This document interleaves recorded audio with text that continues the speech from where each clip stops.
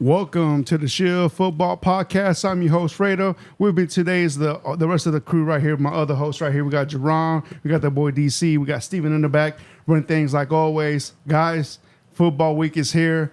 Finally, the summer was too long, but it's over. Football week is here. We got football game on Thursday, and we got the Chiefs and the Ravens on Thursday night football. Can't wait.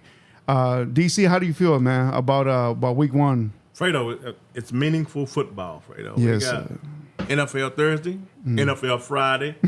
We got our college in on Saturday, full schedule Sunday, and roll it back on Monday. It's that time of year. We got meaningful football all the way through to February now, Fredo. So it's a good time of year for us, man. Yeah, Great man. time of year. Absolutely. What a time to be alive. Jay, how about you, man? How you feeling football week? Same thing. I almost want to cry a little bit. Like I'm tearing up just being like, oh, it's back. It's back in full force.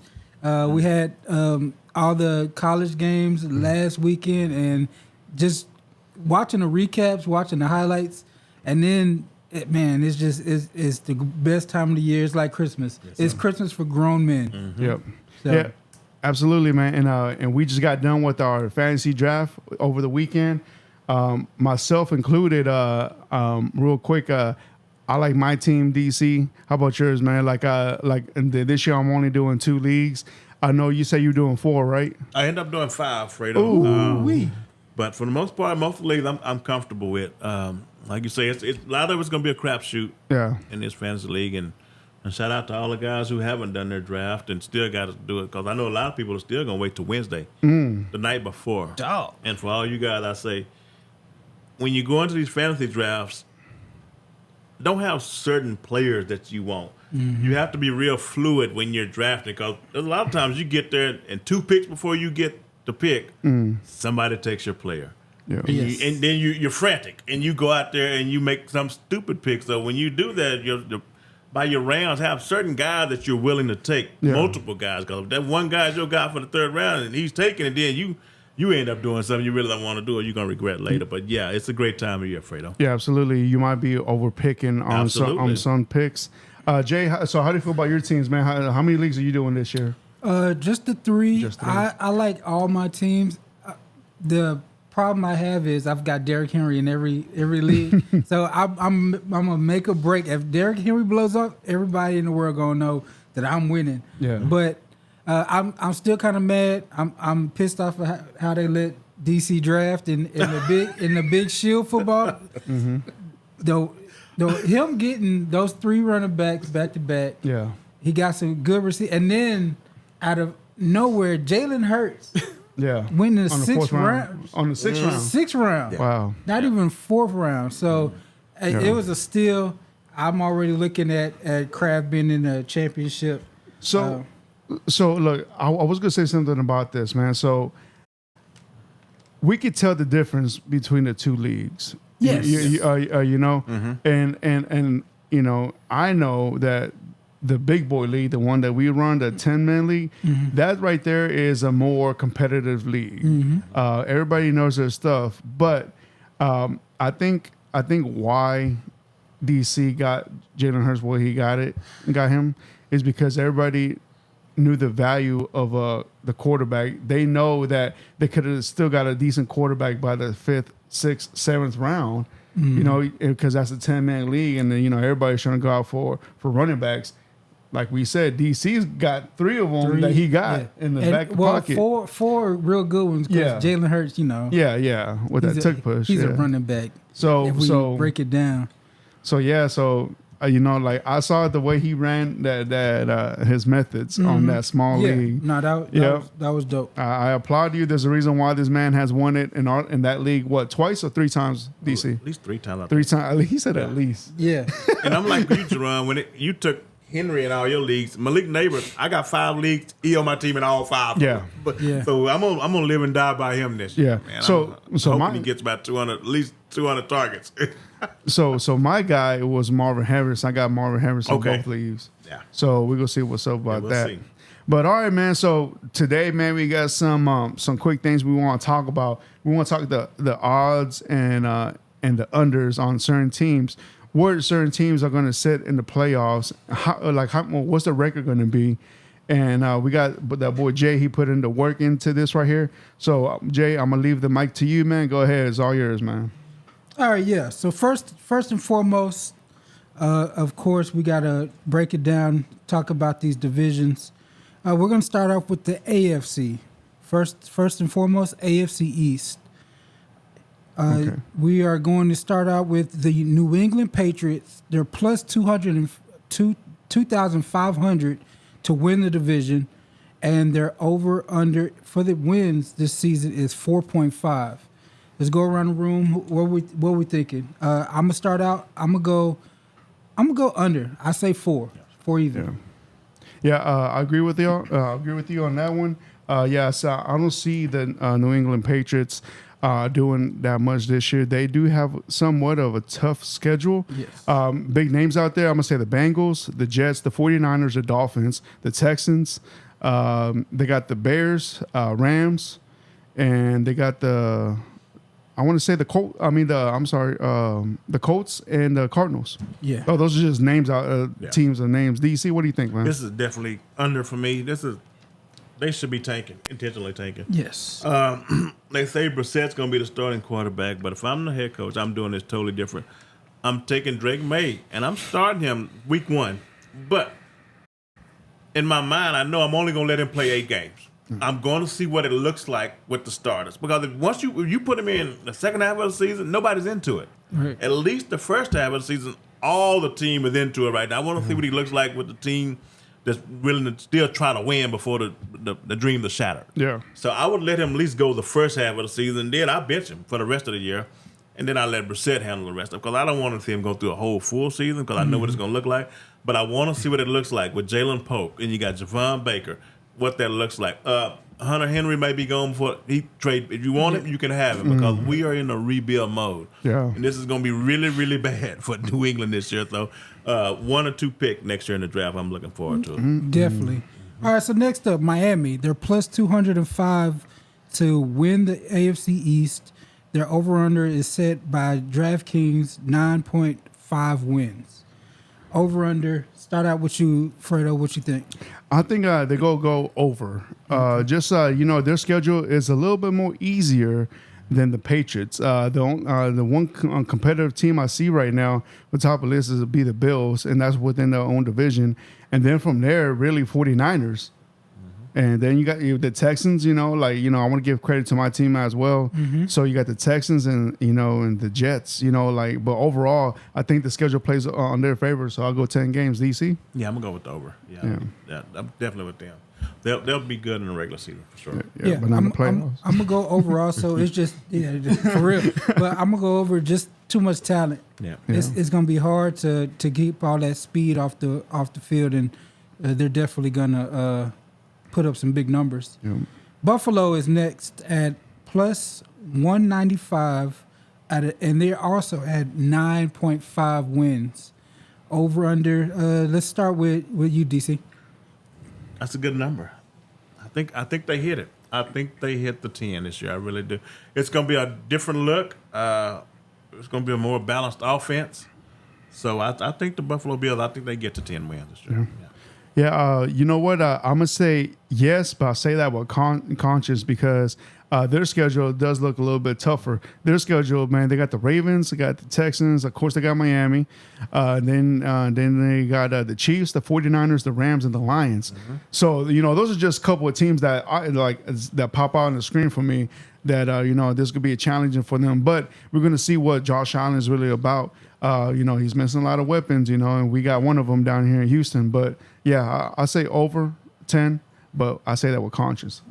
Jay? Yeah, I'm with you. 10 is a good number for them. It just feels right with what they lost in the offseason with Stephon Diggs and bringing in Stephon Diggs and Gabe Davis, and then bringing in Shakur, Samuel, all these other cats. I think it's going to be a little tougher. So for them to get to 10 is going to be kind of tough too. So I'm going to give the over, but barely. Yeah. And last in this division, the New York Football Jets. They're plus 165 to win the AFC East, and their over-under is 10.5. 10.5 games. So that's 11. Basically, you got to get to 11 to win some money on that. DC, what do you think? Man, I'm going to take the under on this. That hook on that half is what throwing me off. Mm-hmm. I'm going to take the under 10.5 on the Jets. The 9 or 10 sounds about right, but I'm going to go to under 10.5. Of course, you got to coach that. If it doesn't happen like that, if they don't win 10 games, yes, he's going to be out of there. And it's going to be a whole nother coaching staff next year. So, but I'm going to take under 10.5. Okay. I'm with you on that one, DC. I'm going to go to under. I'm right here looking at the schedules. Teams that pop off. You got the 49ers. You're gonna have the Bills. And you got the Texans, and then you're gonna have the Seahawks, the Dolphins as well, and who else? And the Rams. And we just don't know what type of shape Aaron Rodgers is in right now. And this all depends really on him.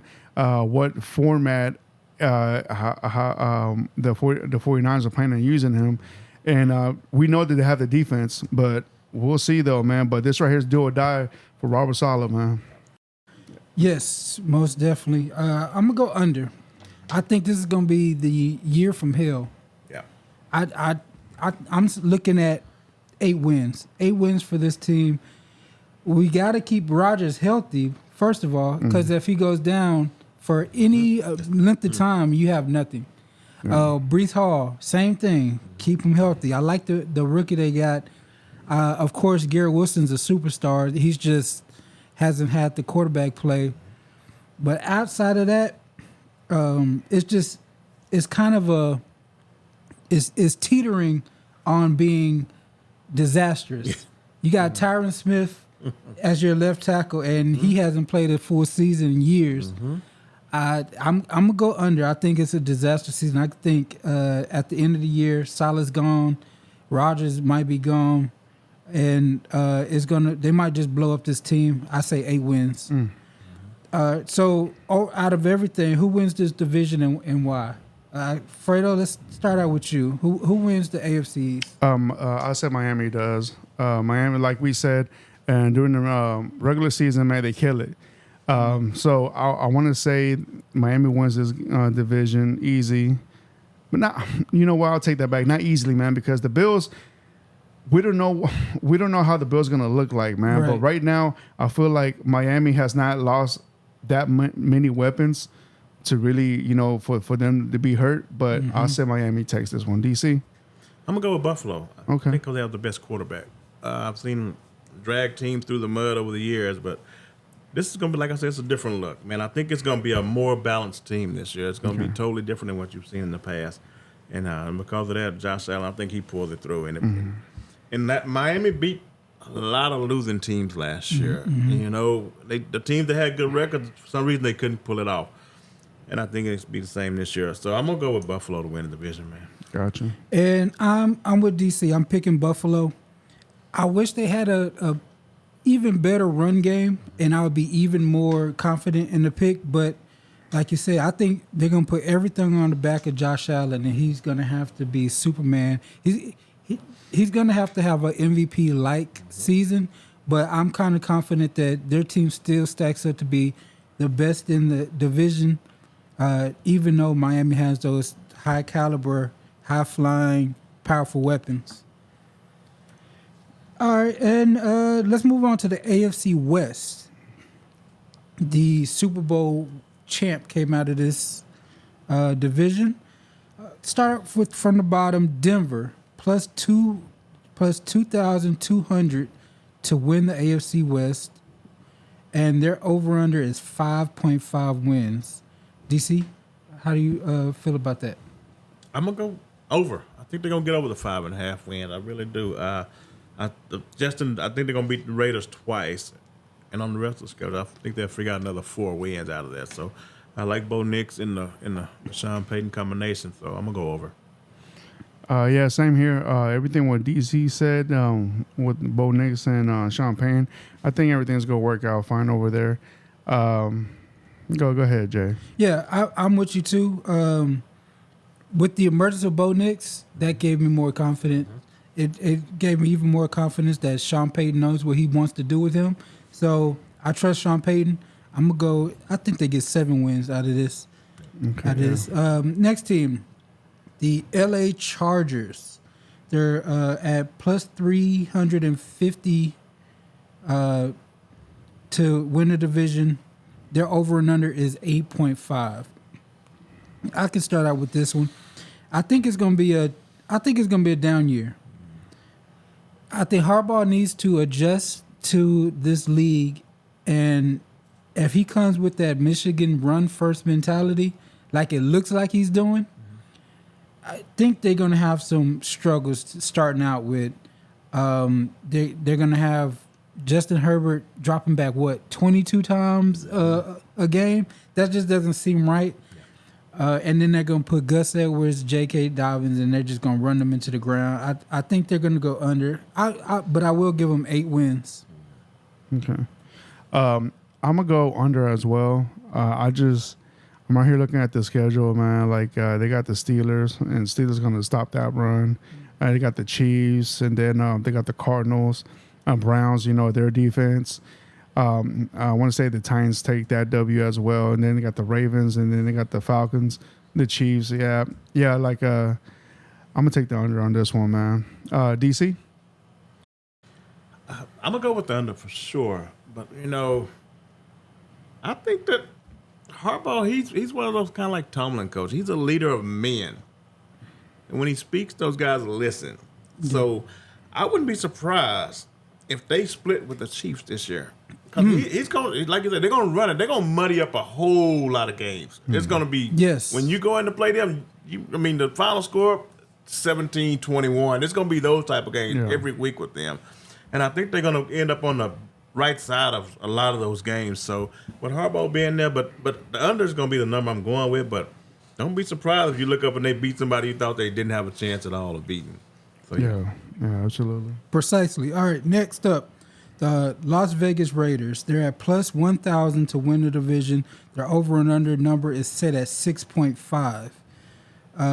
DC, let's go right back to you. What do you think about the situation in Las Vegas, and where do they go? 6 point. If you're a real gambling man, you should have been at that bookie taking the under on this 6.5 games.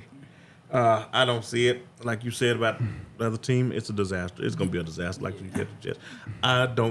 No kind of way can I see that. And I feel bad for Antonio Pierce. There's going to be people wanting to run him out the door before he even get in the door. Yeah. Yep. I don't know what the game plan is going to be for this team. I have a feeling you have a disgruntled receiver by the time you get to week 4.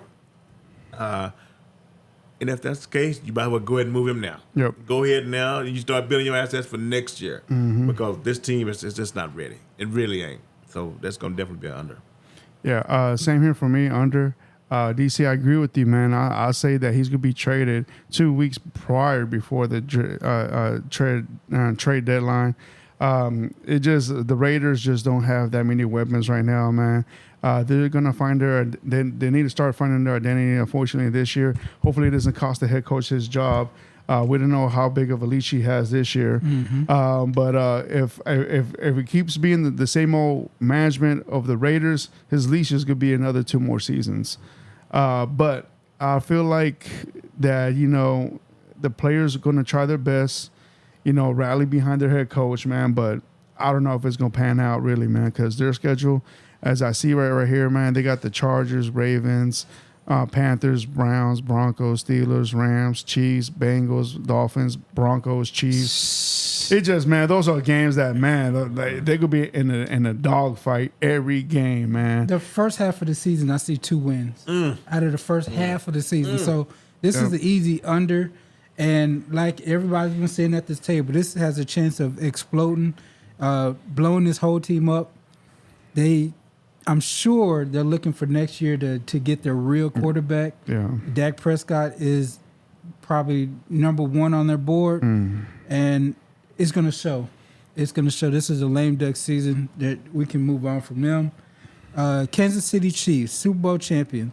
They're at minus 260, prohibitive favorite to win this division. Their over-under is at 11.5. With all these additions, I'm going to go first on this one. I believe I go under. Just because that DraftKings line of 11.5 is the one that I just can't. 12 is going to be tough.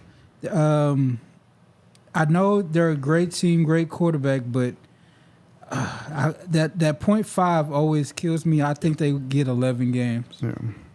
I'm going to say over. To me, I've learned that, when it comes to a team, never go and guess them, because this team reminds me a lot like the Patriots. So, until they prove me wrong, I say I'm going to go over. I'm never going to bet against the Chiefs, not unless they're playing against my Texans. I respect it.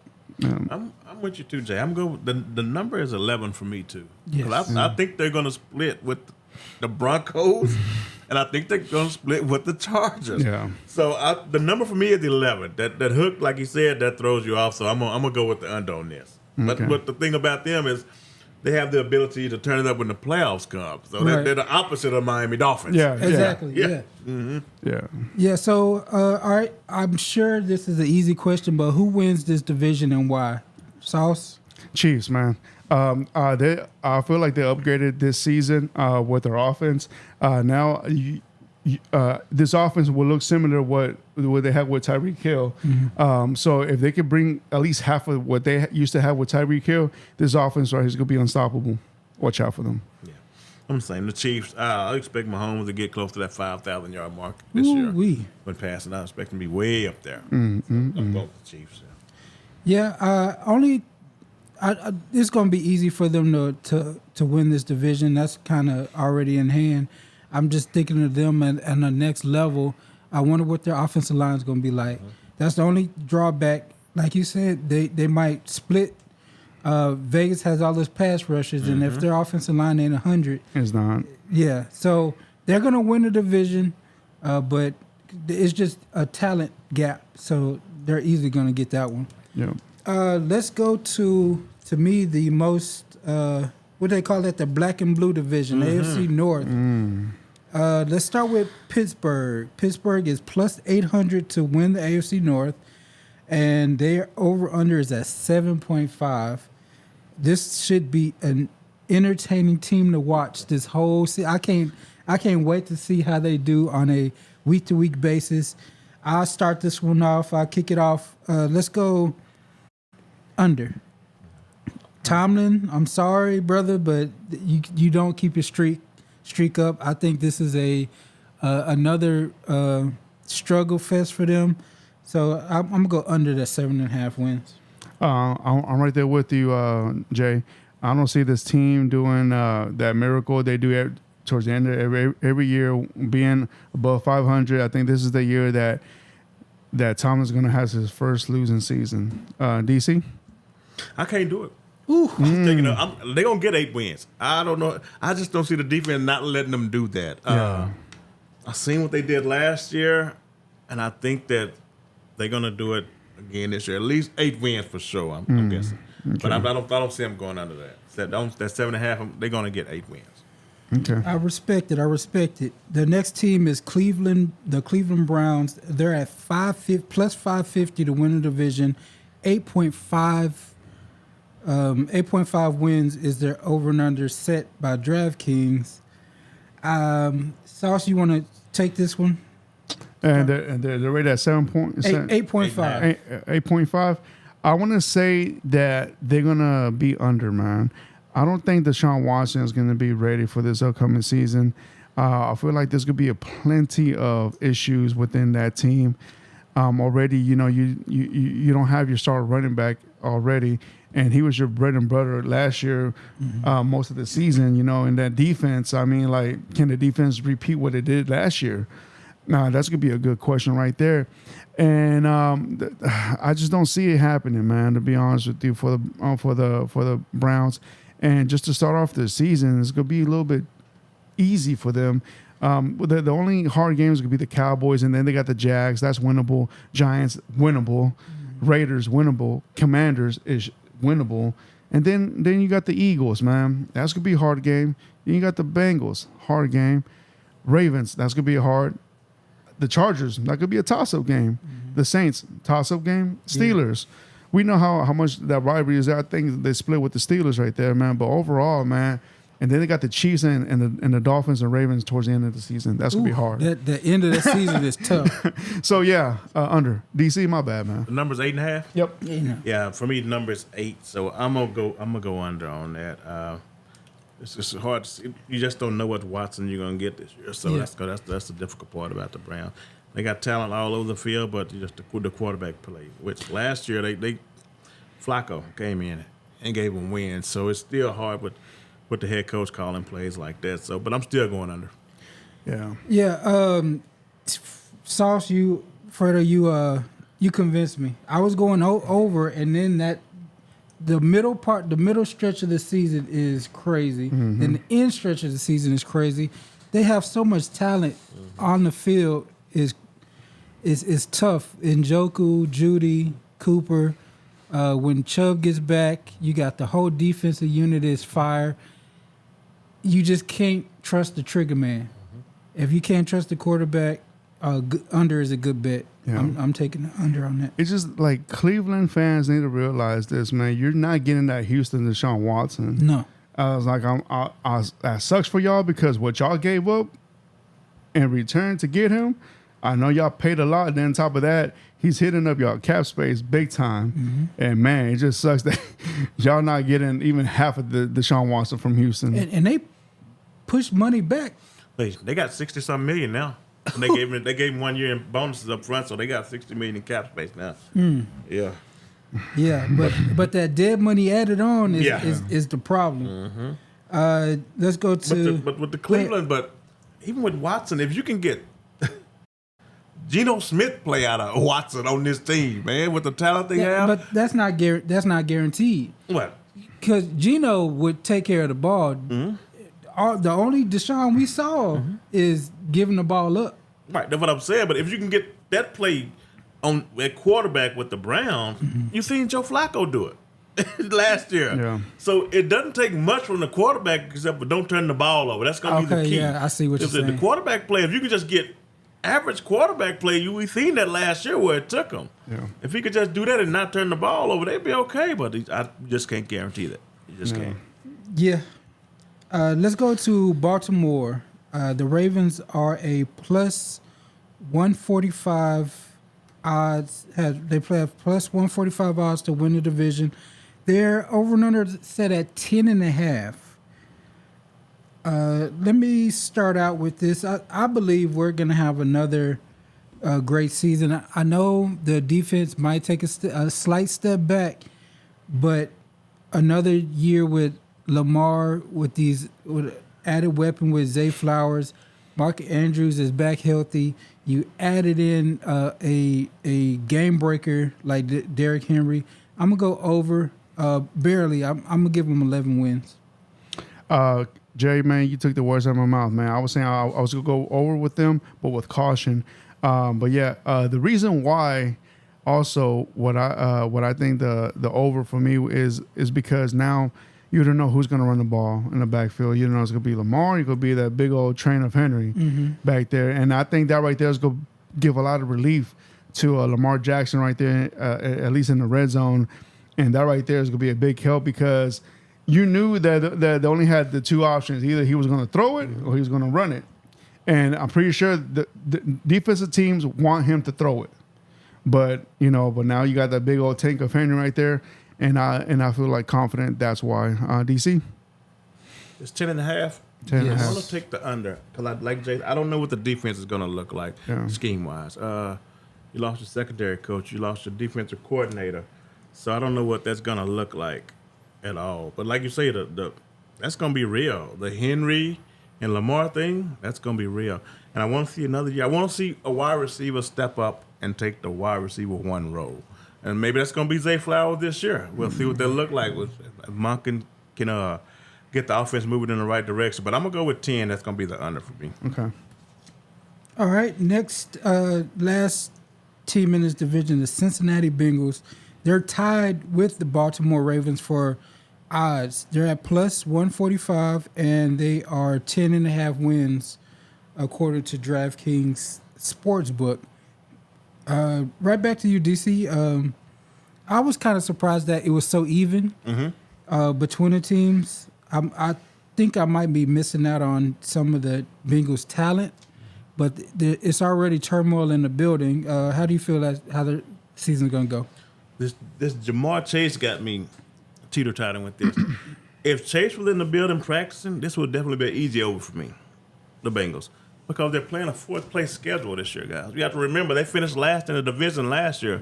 So this year, they're going to reap the rewards of playing a fourth-place schedule, and that's just a team that ain't a fourth-place scheduled team because Burrow was out last year. So I'm thinking that if Chase comes in the building and starts playing, they're going to go over. I'm taking over. That's who I expect to win the division. Yeah. I expect the Bengals to come in and win the division. Yeah. DC, I agree with you, man.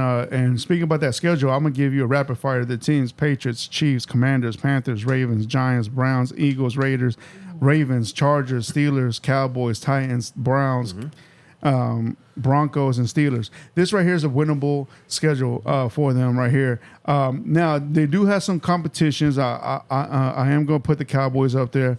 I'm going to put the Ravens, and then, of course, I'm going to put the Chiefs. But that right there, man, I can see them losing those 3 games, but the rest, they're very winnable games, man. Even the Eagles game. So that's over 11. So again, so that's why I pick the over on the Bengals. And the crazy part, to start out, the first game, they're not going to need Jamar. Yeah, right. Jamar, I know Mike Brown sitting there like, please sit out. Like, that's a game check I don't have to pay, and we're playing the Patriots. And they don't need Joe Burrow near. Yeah, They don't. This is their 4th preseason game. This is a preseason game. It's crazy. I'm going to go over now. You convinced me. That schedule is a cakewalk.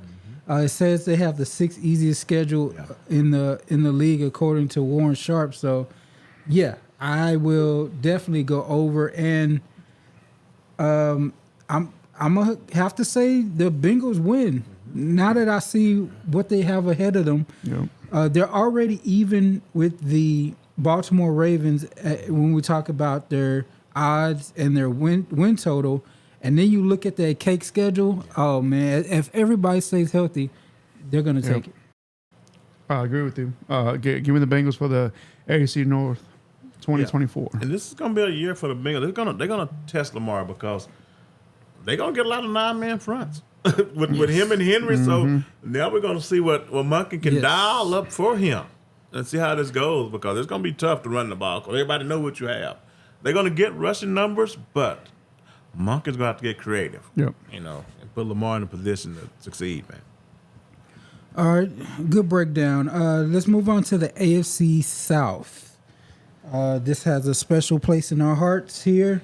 Unfortunately, we're going to have to start at the bottom. Tennessee Titans are plus 1,000 to win the AFC South with an over-under of 6.5. DC, let's start out with you. I'm going 7 is my number. I'm going over 7. I'm kind of excited to see what this offense is going to look like. I think they're going to let Ryan Tannehill drop back and just throw it every other down. I think it's going to be a pass first for the most part offense, because you don't have the running backs to. It's not Tannehill no more. Right. Oh yeah, I'm sorry, Levis. Levis. Yeah, they're gonna let Levis drop back. He's gone already, man. They're gonna let him do his thing, and because you ain't got the running backs to do what you've been doing in the past. So I would expect him to just drop back and chunk it as many times as he wants to do it. Yeah, of course. I'm going with the over. You know what? I'm gonna go over as well, just because I'm gonna give them a little bit of respect because they have improved a lot this offseason. And a new head coach, you got a new GM. They brought some defensive help and also on the offensive side of the ball. I'm gonna give them a little bit more credit, and because they have a winnable schedule as well, man. Like their first 4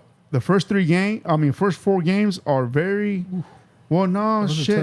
tough. The next 7 games. That's tough. I know tough. Cincinnati in there somewhere. Ain't they? Yeah. Early. So DC. Chicago first. So you got Chicago, you got the Jets, you got the Packers, you got the Dolphins, you got the Colts, you got the Bills, you got the Lions.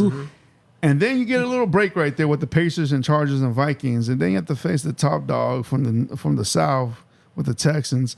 But yeah, man, your schedule looks kind of tough, man. But I can see some, towards the end of the season, maybe I can win a good stretch of that, man. But you know what? I'm gonna go back and say under. So yeah, I'm sorry. I'm with the under, and the reason why is partly because they don't know what they are yet. This is gonna be like figure out what's going on. We still gotta figure out if Levis is the dude. He's got weapons now, but is he throwing 40 times or is he throwing 25 times? Yeah. That's gonna be very important, because if he gets closer to that 35, 40 time passing per game, now I just think it's gonna end up being bad news. Interception totals can go up. I'm gonna go under just because to me the rest of the divisions is gonna be tougher. Yeah. Next up, the Colts at plus 340 to win the division, and their win total is at 8.5 over and under. I'm gonna go with the over. I like the Colts this year. I like what they did last year. Their play from winning the division, and then to me they got better adding A.D. Mitchell, Latu. I think a healthy Anthony Richardson could definitely spring them to competing with the Texans. I'm gonna go over. The number's 8.5. 8.5. That's right. Yep. Yeah, I'm going. I trust Shane Steichen to get this offense going in the right direction. 9.5, not the number. So, but yeah, I think the Colts this year, man. I really do think they're going to surprise a lot of people. Like you said, but if Richardson stays healthy, the way Steichen draws up stuff, man, it's gonna be good for him. Yeah, absolutely. I'm gonna take the over as well, just because. But I take it with caution. This is another team I'm gonna be very cautious about. This all depends on the quarterback if he stays healthy, man. Because we saw last year if his number one read wasn't there, his second read was run. And that's not a good recipe right there, because you got to realize NFL speed is different from college, man. I'm pretty sure he got some hits. He found that out. He found that out real quick in that first game against the Falcons, I believe. Yes. And then on week 2, he came down to Houston, man, and he got hit. Yeah. Believe me now. He put 2 touchdowns on Texans, but at a cost. Yes. At Yes. a cost.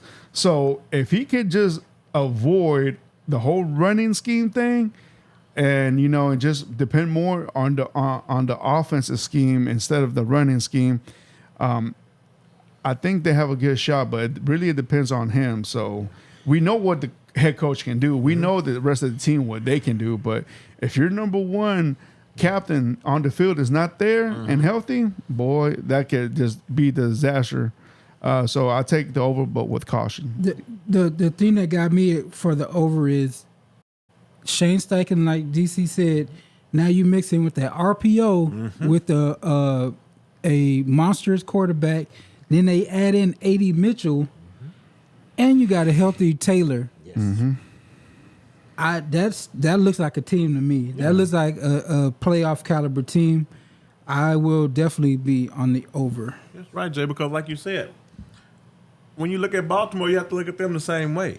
Yeah. You got a quarterback that can run and a running back that can run. So it's just all about the OC who draws up the better play. Yeah. And I think Steichen gonna be able to pull some stuff off. He already said he gonna turn him loose. He ain't gonna cut back on the running or none of that stuff. He already said it before the year starts. So I expect him to be doing a lot of running. Him and Taylor both. Do we know his backup?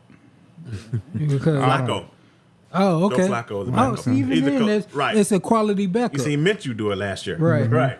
Let's go to Jacksonville. Plus 250 to win the division with a 8.5 over under total. Sauce. Under. You are one of the harshest critics of the Jacksonville Jaguars. Yes, I am. And you already said it. Go ahead. So I'm gonna say, like I just said, under on the Jaguars. I do not believe in this organization. I do not believe in this head coach. I do not believe in that quarterback.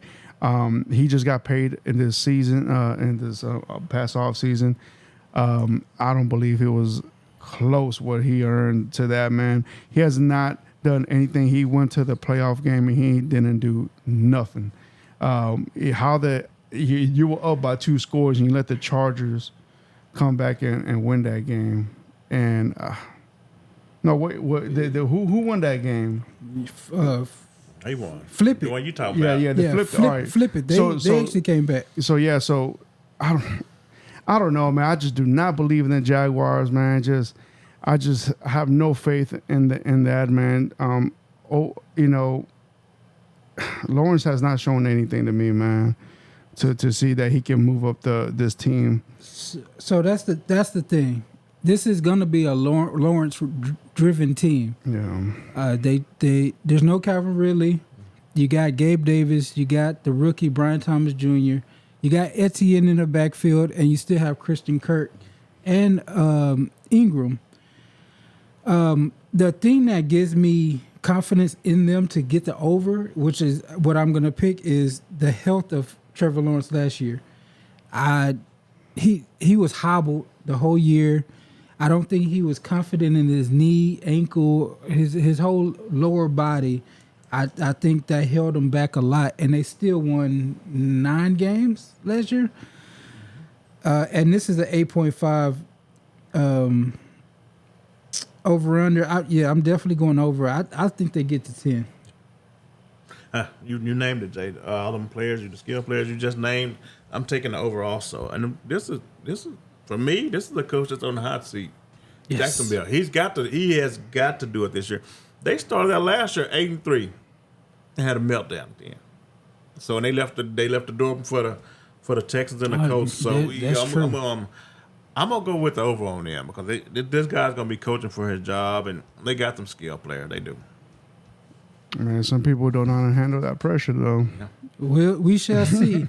All right, so the reigning champion of the AFC South is the Houston Texans, and they are plus 105 to repeat as champions. And their over and under total is 9.5. Just looked it up on DraftKings. I was surprised at that over under total. I believe it was on other sites it was 10.5. I think they go over. I think they get to 11. They have the most talent, and they have the most hype. So we'll see. But I'm going over. DC? I'm going over. The number for me is 10. Yeah. I don't know exactly what this is going to look like because now you're playing with expectations. Mm-hmm. Last year, there's no expectations. And you pull it off. You catch a lot of people by surprise. But now the talk is about you. A lot of people are expecting you to go far. So now you got to try to live up to that. Yeah. And every week you're going to get the best shot. No matter who you're playing, every week you got to deal with somebody's best shot. Last year, you were sneaking up on people. This year, their players try to sneak up on you. So the game plan for you every week is going to be very, very difficult. And I want to see how C.J. Stroud's going to handle these 3 receivers also, man. Yeah. That's what I want to look forward to. But I'm going to take over that 9.5 because for me, the numbers are 10. Yeah. To me, I'm gonna go the over. I got 12. I say they win over 12 games there this year. And this is me with my Homer hat on. But the Texans this year, man, like they've been all over TV. You know, you got the quarterback. You know, he's everywhere. You got the new addition with Diggs, and then on top of that, you got Tank Dell, also up there in the TVs and whatnot. And I'm loving it, man. Like, you know, I love this attention. Do we have the target in the back? Yeah, we do, man. But I feel confident that we have the coach, we got the GM, we got the quarterback to prove it all that, you know. And then on top of that, you know, and also the addition with Hunter in that defense and him and Anderson, man, that this could be stacked up in that line. The only weakness I see within my team is the linebacker room. But other than that, you know, if there was one room that concerned me, just be the linebacker room. But overall, man, I feel very confident with this team, and I think that they should get easy over 10 wins. And I'm gonna piggyback off of that. I wanted to make it a little controversial. I wanted to say Indy comes up and beats them, but when you see how Stroud has handled himself with all this newfound fame, he's saying everything the right way. The coach has a good head on his shoulders. I think he's going to be one of the special coaches in the league. And then, like you said, the added defensive talent.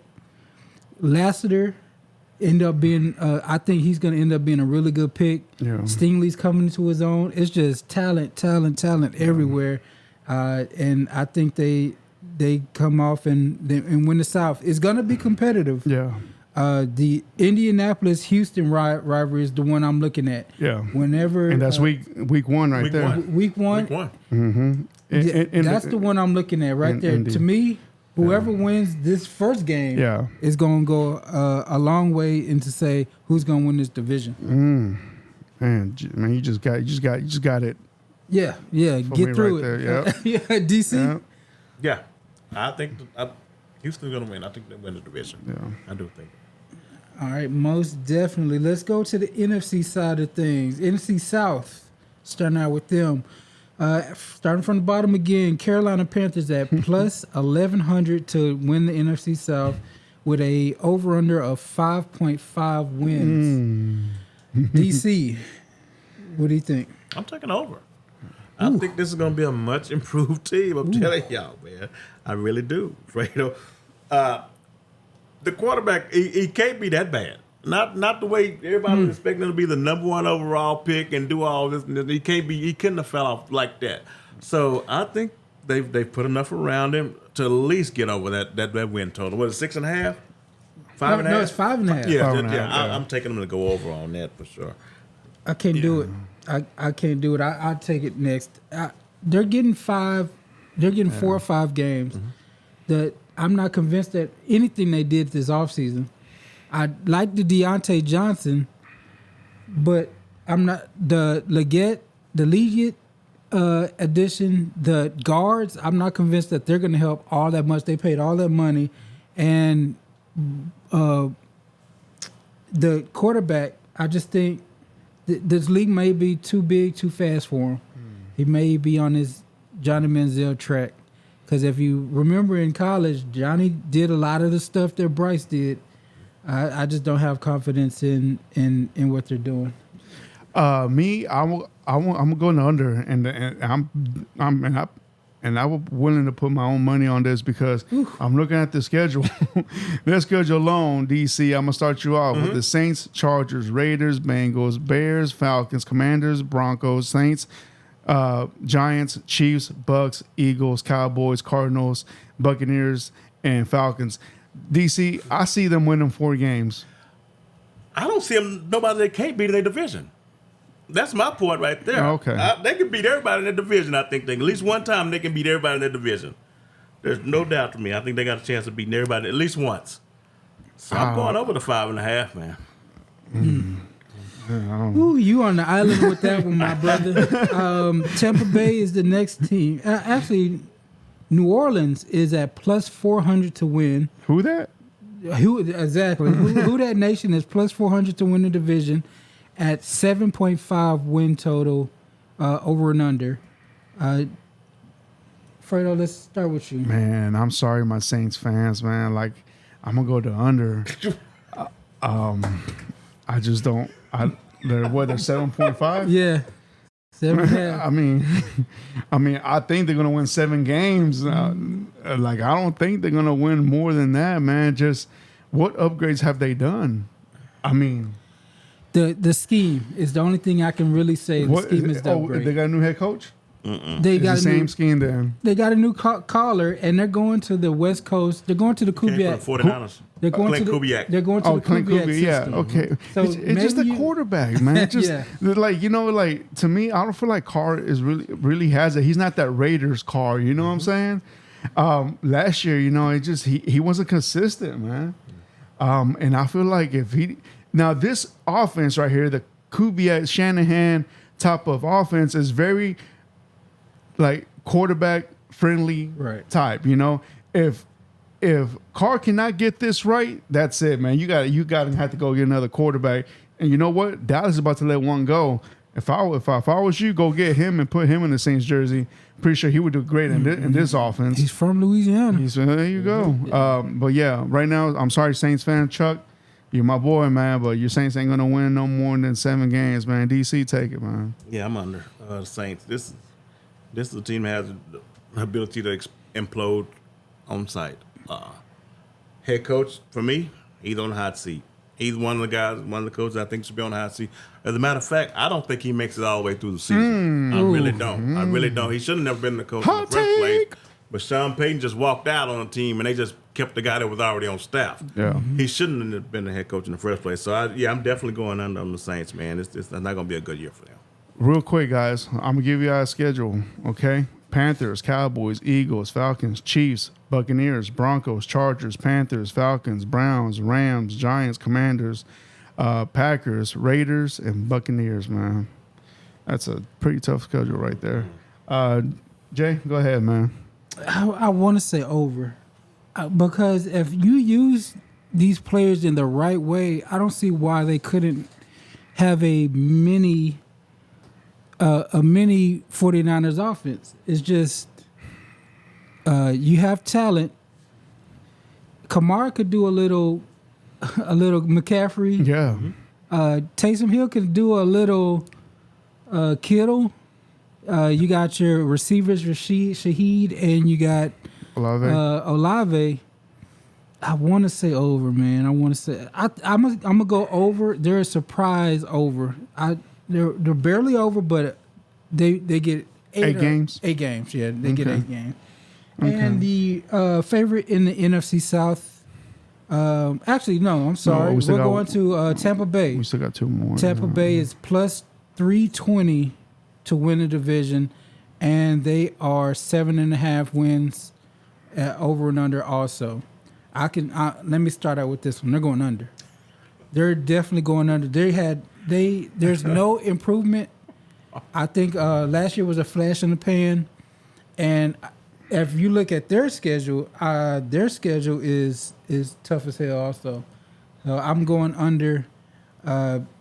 Baker can't get it done. And how many projections? It's 7.5 also. 7.5, man. You know what? On this one right here, I feel like they got a little bit more talent. I'm gonna go over, but with the conscience, I say they go over on this one right here. Mind you, now their schedule is tough, but the teams that really pop out to me is the Eagles, Ravens, Chiefs, 49ers, and the Cowboys. I think the rest of those games they can win them. So that if I was a betting man, I'll go over now just because they got the more talent. Now I don't trust the head coach as much, and then this is another head coach, also DC, that is gonna be in the hot seat, man. Who, that Bowles? Yep. Yeah, Todd Bowles. Yeah, Todd Bowles. DC, take it away, man. I'm gonna take the under, man. I just don't see it this year, man.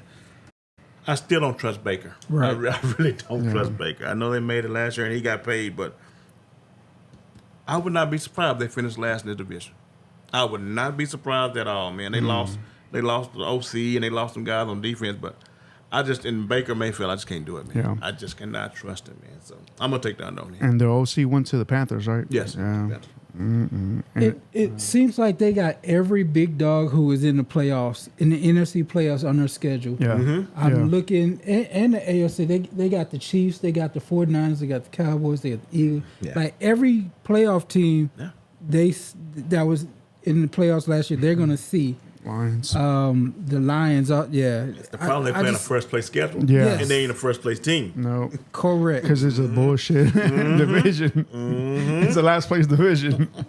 All right, so the Atlanta Falcons are at -130 to win the division, at 9.5 wins. I'm gonna go ahead and go over and make it real easy because we're gonna pick who wins next. So I'm going over, short and sweet.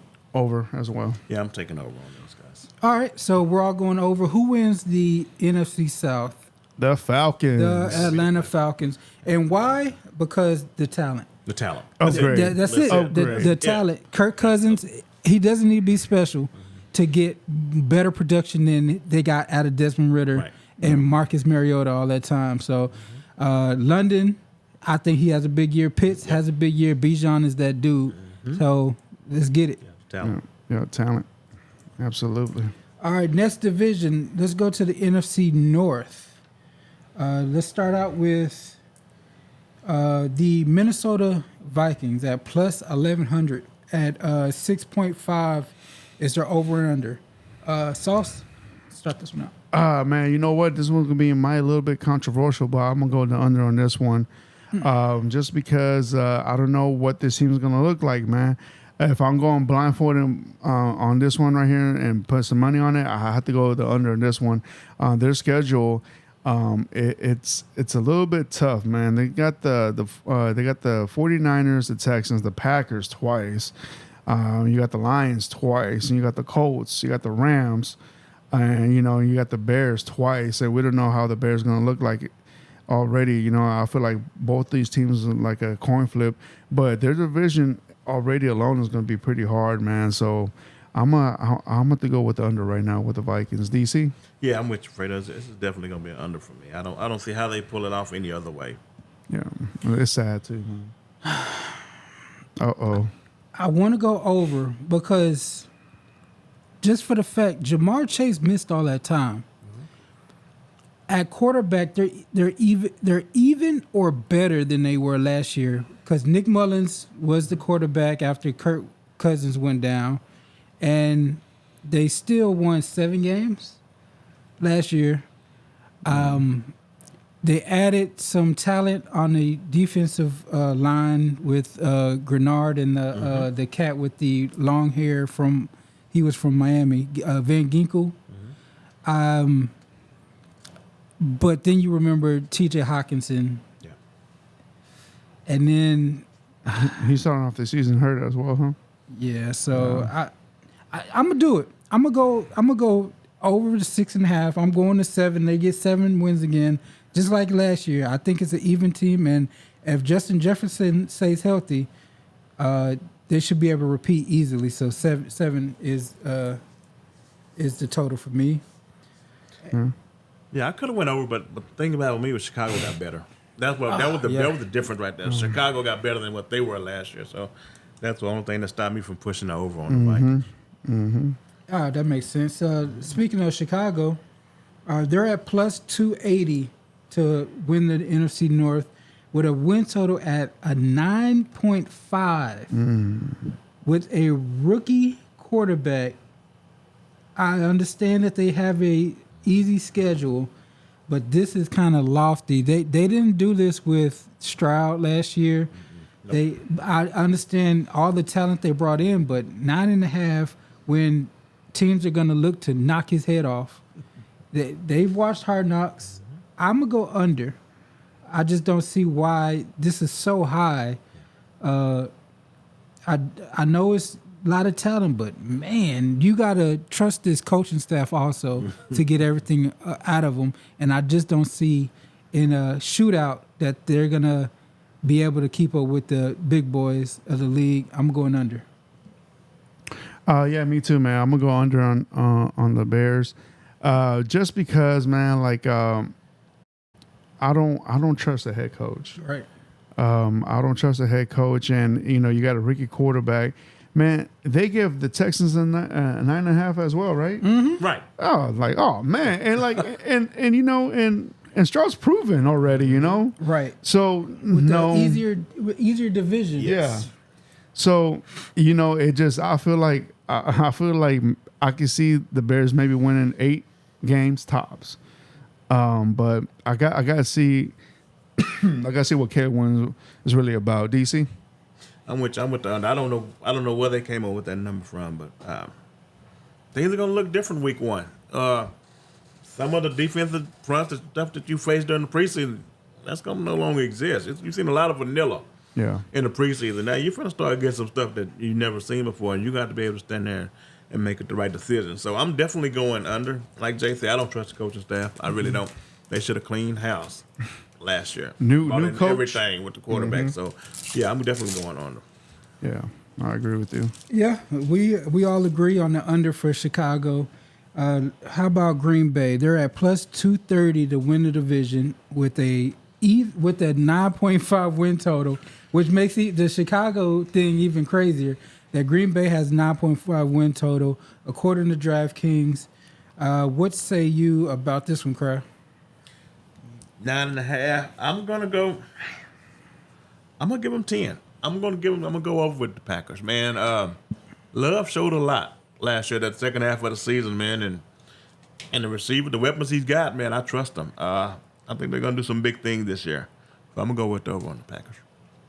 I agree with you, DC. I feel like the Packers are gonna take up a little step up.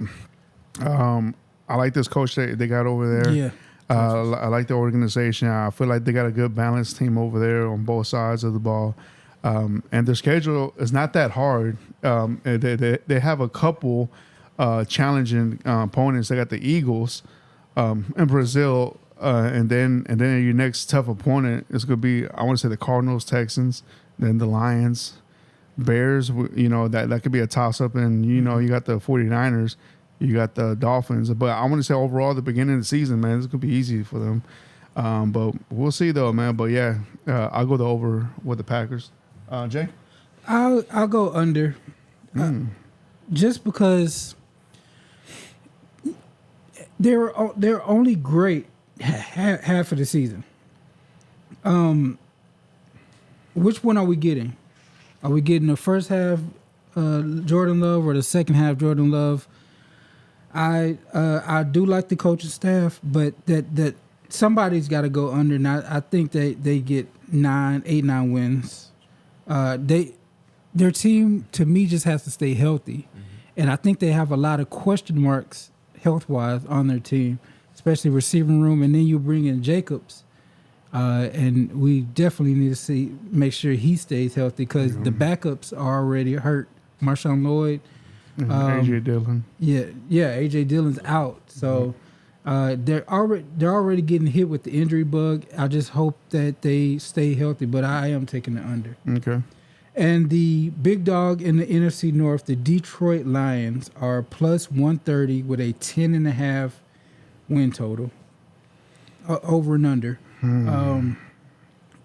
Fredo, let's start with you. Man, believe it or not, man, I'm gonna take the under. Ooh wee. On them. I'll say they won 10 games this year. I gotta take the under on them because I'm looking at their schedule. Schedule starting wise, man, they got the Rams, Buccaneers, Cardinals, Seahawks, Cowboys, Vikings, Titans, Packers, Texans, Jags, Colts, Bears, Packers, Bills, Bears, and 49ers and Vikings. It kind of seems like their window is kind of, I want to say, shutting down a little bit. Ooh, that's controversial. It just, I want to say that this year, man, like we might not see what we saw for the past 2 years. I think that they might struggle a little bit, but overall, I think that I picked those 10 games with caution just because I see the Packers on the come up. Okay. Because the Packers, you're not getting the Packers what they were 2 years ago. You're getting a different type of Packers. And I think there might be a new reigning king in that division. DC? I'm hammering over. I don't know nobody that they can't beat. Their problem with the secondary last year, and they kind of addressed that in the draft. They got one of the best GMs, definitely over the last 3 or 4 years. Now they bring over DJ Reader to put on the line, I think, with Hutchinson. The front is going to be legit. My whole thing with the Lions is the head coach stay out the way. Please. You had the $40 dead to right last year. Kick the field goal. Stop being fancy. But as far as Detroit, they can win 13 games. Yeah. I have no problem seeing them win 13 games because I think they can beat, on the field any given Sunday, that team can beat anybody.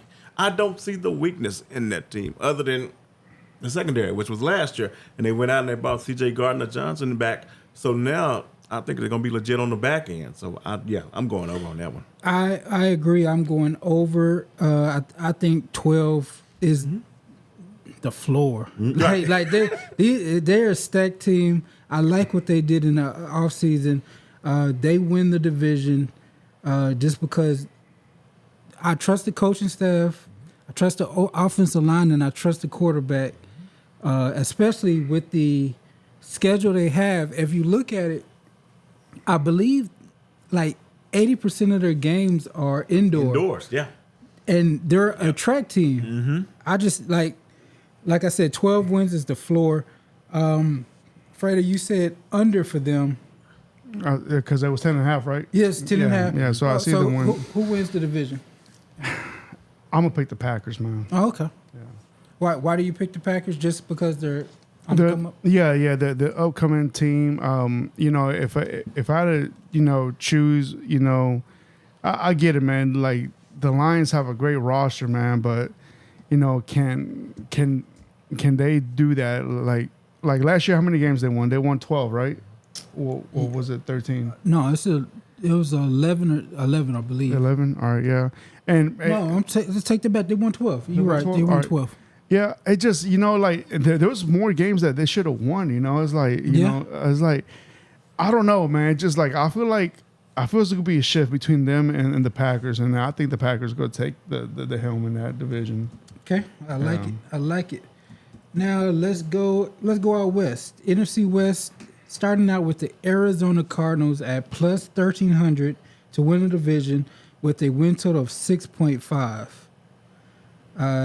DC, how do you feel about their over and under? I think they get over. I think they figure out a way to get over it with the new addition with Marvin Harrison. And hopefully Colin can. That's going to be the key. If Colin can stay healthy the whole year, I'm definitely going to take the over on the Cardinals this year. Yeah. How many games is it? 6.5. Yeah. Like I can see the Cardinals winning 7 games. Absolutely. Okay. Yeah. I'm over on that one also. We can move on to the Seattle Seahawks at plus 650 with a 7.5 over and under. I'm gonna start out with I think they're the surprise team of the division, so I'm gonna go over. I think they get to 10. To be honest, 10 wins. Yeah, they're at 7.5. Yeah, right. Yeah, absolutely, man. That team's too good to not be over 8 games. Yeah, I'm gonna go over, but the number for me is gonna be 8 wins for the Seahawks. But I'm definitely gonna go over. Yeah. Okay. Moving on to the LA Rams, plus 350 with an 8.5 win total. I can start this one out. I'm gonna go under. I think they're teetering. Also, I think they can combust if the couple things go wrong.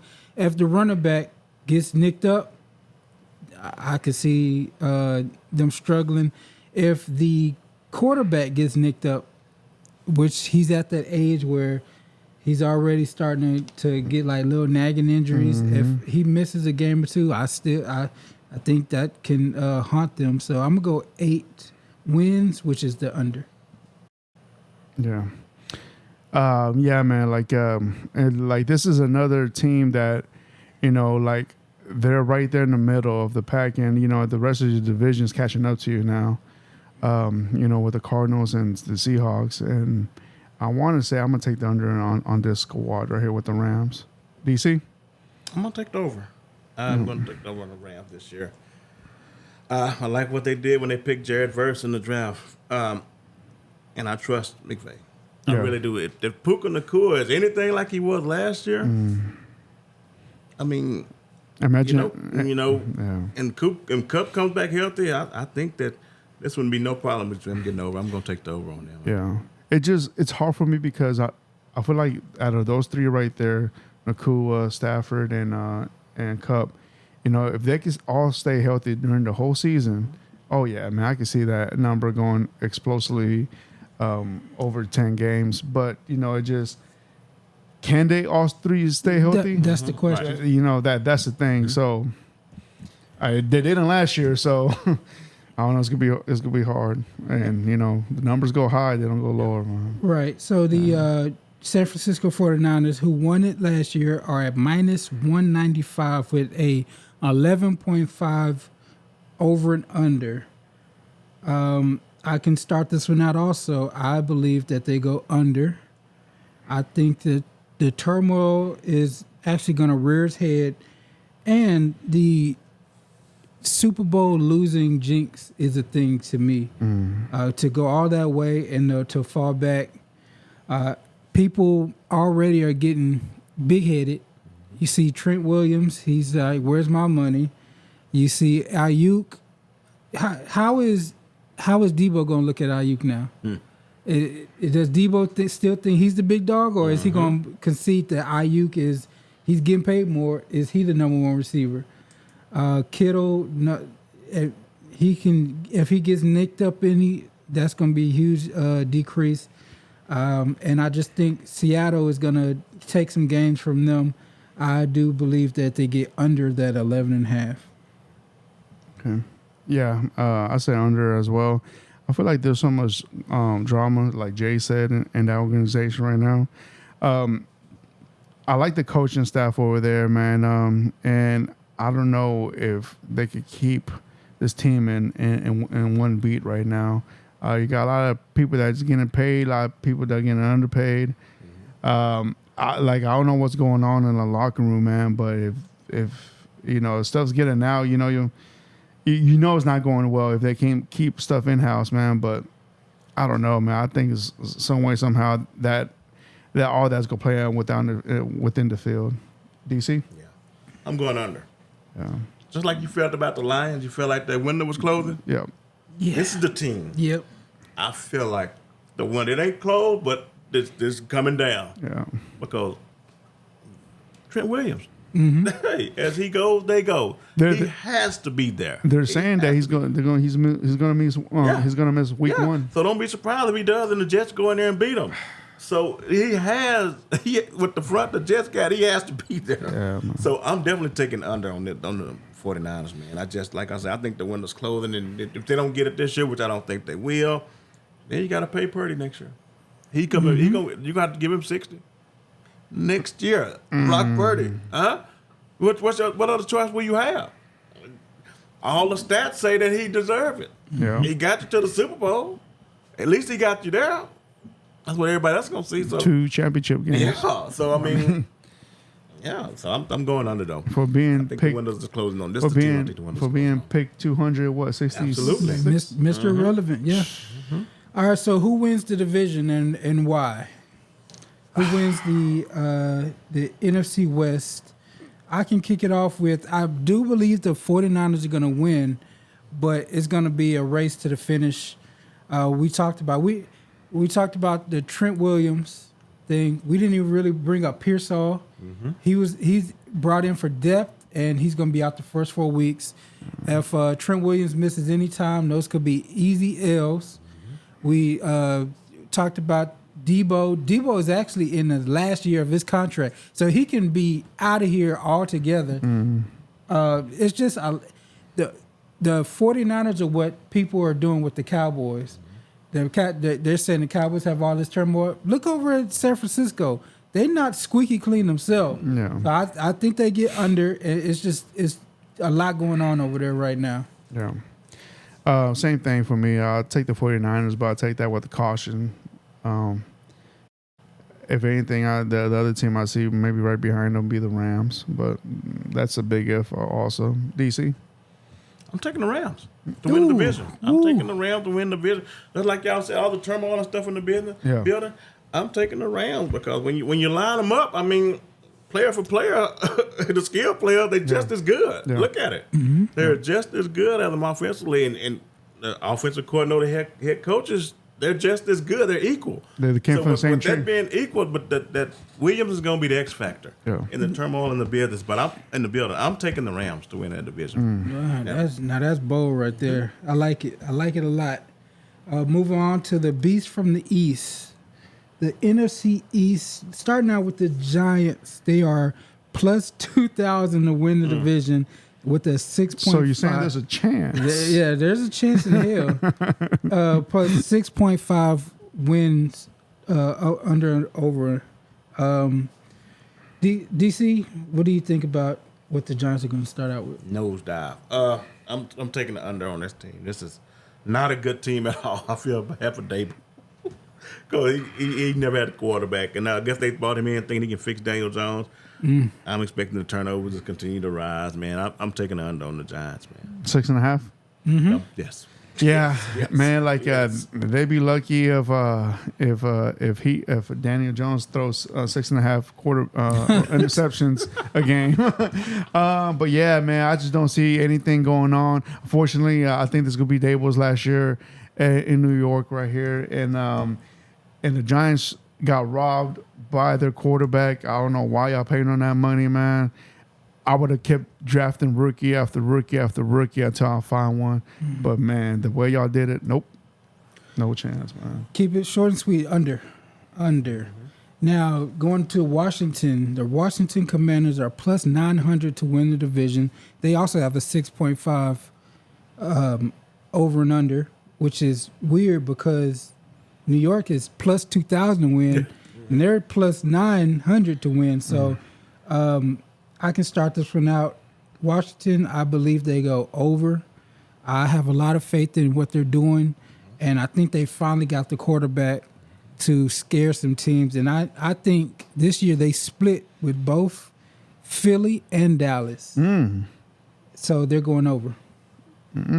Sauce, what you got? Yeah, man. I like the additions. They got a new head coach out there, and they got a good, solid quarterback.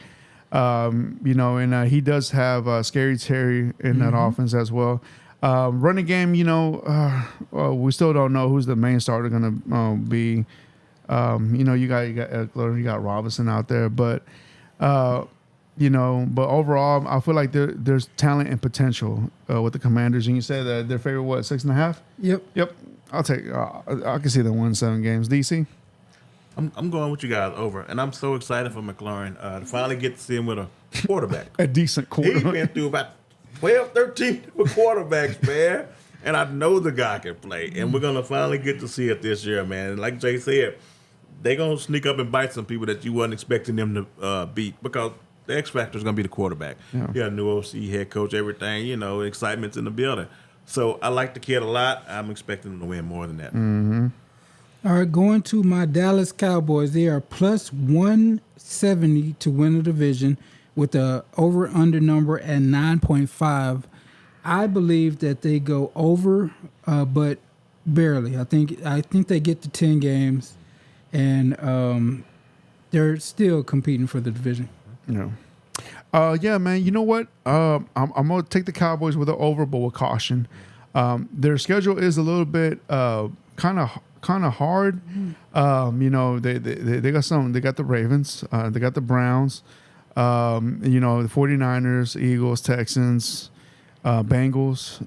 But overall, man, I do see this schedule being a lot in favor for the Cowboys. So yeah, give me 10 wins for the Cowboys. Yeah.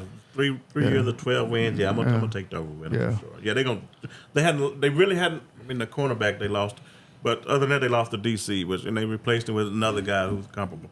So over that. Yeah. 10 wins. Yeah. And the favorite in the NFC East is Philadelphia. They're at minus 125 with a 10.5 over and under. I'm gonna start off with this one also, and I'm gonna go under. I think they get to 10. I don't believe. I believe what we saw in the second half of the year is what we're going to see a lot more of that. They just have a lot of talent, also, but with that comes some turmoil. Also, is Saquon going to get the touches that he wants?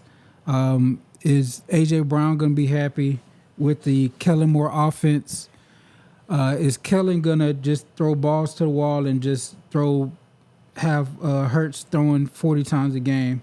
But I do think they're still gonna be good, but I give them 10. I'm gonna go over on them as well, but with caution. Their schedule is also kind of favored a little bit towards them. They're really, besides within the division, they really have the Packers to worry about and the Ravens. They play the Bengals also. Yeah, they play the Bengals as well, but it just. I feel like the Eagles a little bit, have gone more in depth in their position or because of the offseason. Okay. So just because of that, man. So I'll say that they can win 11 games. DC? Yeah, I'm gonna take the over, man. And when you look at it, just the talent, I don't see how they don't. With new OC and everything, but yeah. I'm gonna definitely take the over, and this is the division where this is the coaches on the hot seat too. Yeah. Yes. Yeah. Every coach in the division on the hot seat except for the one in Washington, I think. Yeah.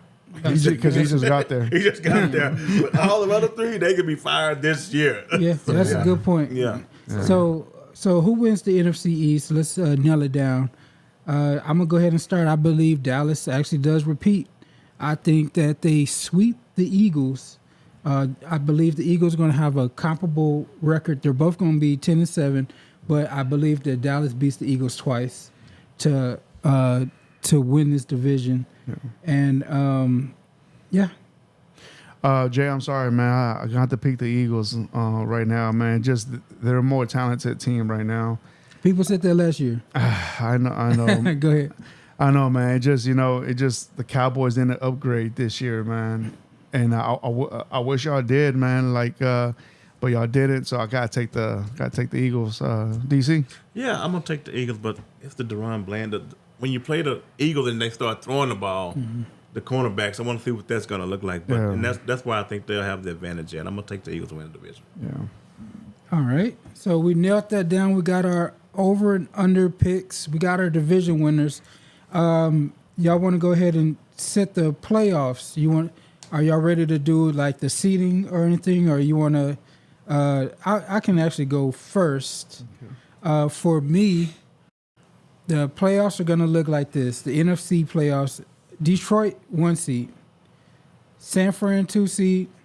I have Dallas and Atlanta at 3 and 4. Then I have Philly, Green Bay, and the Rams at the 7th seed. And then in the AFC, I have KC first, Houston second, Baltimore, Buffalo. Then I have Cincinnati, the Jets, and then the Colts. Also in the Super Bowl, my Super Bowl pick is Detroit versus Baltimore. So, 1 seed Detroit in the NFC, and then AFC KC gets the 1 seed. Sauce, what do you think? So I'm gonna go back from the AFC. If you're talking about Super Bowl predictions, man, it's hard for me to say this, man, but until I see someone dethrone the Kansas City, I'm gonna pick Kansas City to go to Super Bowl from the AFC. And then when it comes to the NFC, really, I'm gonna say, in a surprising way, it's gonna be the Eagles. Ooh, Eagles in the Super Bowl. Yeah. So you gotta have an Eagles Kansas City. Oh, you got a rematch. Yeah, I got the rematch. Okay, all right. The rematch right there. DC, what are your playoffs? My seedings for the NFC is I got Detroit 1, Philly 2, Atlanta 3, the Rams 4, Dallas, San Francisco, and Green Bay. That's gonna be my seed. That's what I think it's gonna be. But as far as the Super Bowl, of course, man, with the Chiefs, it's gonna be a lot of pressure. But I think if anybody built to do that, it's going to be them. Yeah. I think the Chiefs get back. And on the NFC side, man, I'm with Jay. Only thing that's going to stop Detroit is Detroit. Yeah. I think that's what the Super Bowl is going to look like. The Chiefs and the Lions. But I expect the Chiefs to pull it out, man, to do the 3-peat. Yeah. Yeah, I do. So they do 3P. All right, I like it. I like it a lot. So let's move on to some award season. Let's do MVP. The top names this is according to DraftKings Sportsbook, and I was super surprised when I saw these MVP odds. So your favorite is Patrick Mahomes. Number 2 on the favorites list is C.J. Stroud. After that, Josh Allen, Joe Burrow, and Jalen Hurts are your top 5. You can have a surprise pick, or you can pick one of those 5 names. Who do you think is going to get the MVP this year? DC, you want to take this one first? I'm going with Josh Allen. Yeah. I think that if he can pull off 11 wins with this team, to see the guy to do with more with less, especially with the exit of Stephon Diggs, man, I think he'll get it. I'm going to go with Josh Allen. I'm going to put my homer hat on, man. I'm going to go with C.J. Stroud. If C.J. Stroud can do what he did last year and with this team that the Texans just gave him in front of, and he makes it to the, let's say, AFC Championship game, sheesh. I know the playoffs don't determine that, but, man, I know that right there'll be a little push right there to make that happen, man. But I'm going to say C.J. Stroud, man. I agree with Derek. Josh Allen, it's a setup, because if they do win the games that they're scheduled to win, it's all going to be praise to him. They're going to give every accolade to him. He's going to have to run it. He's going to have to be perfect as a quarterback. They're setting Josh Allen up to have an MVP year, and I think he does go ahead and take it. Let's do Offensive Rookie of the Year. Your top 5 are Caleb Williams, Jaden Daniels, Marvin Harrison Jr., Bo Nix, and Drake May. Fredo, let's start with you. Who will be your Offensive Rookie of the Year pick? Mine will be the quarterback from the Commanders, Jaden Daniels. To me, he reminds me, if he could do what Stroud did last year, if he could take a mediocre team to the playoffs and at least win one game, I think that right there should qualify you to be a Rookie of the Year. I'm going to go ahead and say I think Caleb Williams has it sold up already. From the win total that they gave him in the preseason, or for 9.5 wins, coming in as a rookie, I think it's already sold up. It's already written down, and they just got to hand it to him. As long as he stays healthy, they just got to hand it to him at the end of the year. Yeah, it's his to lose. But I'm with Fredo. I think Jaden Daniels will figure out a way to pull this off. Some kind of way, I think he does it, because I think when the crap hits the fan, I think he's going to be the guy who's still standing. I really do, man. I like him. But I really want to pick Bo Nix. Yeah. But I know his team just ain't going to win enough games, man. Not saying the Commanders going to win a ton, but Jaden Daniels going to be a lot more flashy. Yeah. Right. But I think, man, Bo Nix you're going to see a difference in the Broncos with that. But I'm going Jaden Daniels. Yeah. All right, Defensive Rookie of the Year. You have Latu from the Colts. You have Dallas Turner. You have Jared Verse, Byron Murphy, and Terrion Arnold for Defensive Rookie of the Year. I'll start out. I like Brian Murphy in Seattle. I think with McDonald coming in, he's a hell of a defensive coordinator. He's going to put him in the right situations. I'm going to pick Byron Murphy. Yeah, I agree too with Brian Murphy. He's from Texas, right? Yes. Yes. Yeah. So I like what he was doing over there in Texas. If he could bring that right there, that nastiness that he had over there, and bring it to the NFL, I think that's a great fit right there. DC? I'm going to go with Dallas Turner, Minnesota. I think Flores is going with the blitzing and stuff they done. They're gonna give him an opportunity to get some sacks. I'm gonna go with Dallas Turner. Okay. All right. Offensive Player of the Year. Number one, best odds is Tyreek Hill. You have Christian McCaffrey, CeeDee Lamb, Jamar Chase, and Justin Jefferson are your top 5. You can throw in Breece Hall. There's tons of names to pick from. I'm actually going to go with somebody further down the list. I'm going to say Bijan. Bijan's going to get Offensive Player of the Year. Touchdowns and touchdowns and touchdowns. He finally got a competent offense. So I'm going to surprise people and pick Bijan. And then name me those again. You got Tyreek Hill, Christian McCaffrey, CeeDee Lamb, Jamar Chase, Justin Jefferson. I'm going to keep going down the list. Breece Hall, Bijan, Amon-Ra, Saquon, and then they have Jonathan Taylor as number 10. Man, you know what? Give me a Saquon Barkley. Ooh. What he does over there, man. Like, I think that Saquon Barkley has not had a team like he's had, and I think that with the Eagles' success and his talent, I think he's gonna show up and ball out, man. DC. I think just gonna go to Joe Burrow, offensive player for me. Gotcha. I think just gonna give it to Joe Burrow, man. Coming back, and I think he's ready to rock and roll. I'm gonna go with Joe Burrow for offensive player of the year. All right. Defensive Player of the Year. T.J. Watt is the favorite. Micah Parsons is tied. Max Crosby, Myles Garrett, Nick Bosa, Aiden Hutchinson. You have Josh Allen, Will Anderson, Montez Sweat, and then Kyle Hamilton to round out your top 10. For me, I am going to go. I'm gonna go with T.J. Watt because it's really the team is on his back. Yeah. I don't see either of the quarterbacks being like the headliner. If they're gonna win games in Pittsburgh, it's gonna be because T.J. Watt gets 19 sacks, a couple picks, passes. He's gonna do the J.J. Watt thing. So he's got the name. I think T.J. Watt gets it. Yeah, besides TJ, man, like I was gonna say, I do like Parsons. I think Parsons gonna do well this year over there in Dallas. If anything, like it's hard for me to give that to TJ Watt just because we know that their team's gonna struggle this year.